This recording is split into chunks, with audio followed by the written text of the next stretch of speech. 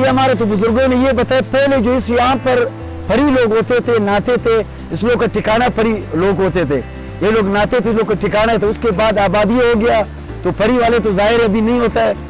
अभी इंसान लोग जो आते हैं सर, तो इसलिए इसका नाम परी चश्मा रखा है सर।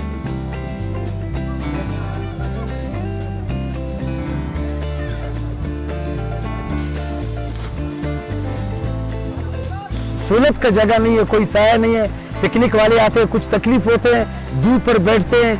ऐसे साया कोई कमरे बनते तो बेहतरीन और अच्छा जगह होता था सर। इसलिए होटल भी तो नहीं है ना, होटल का भी जरूरत हो जाता है, ऐसा मुसाफिर आ जाता है, बाजार नहीं देखा है,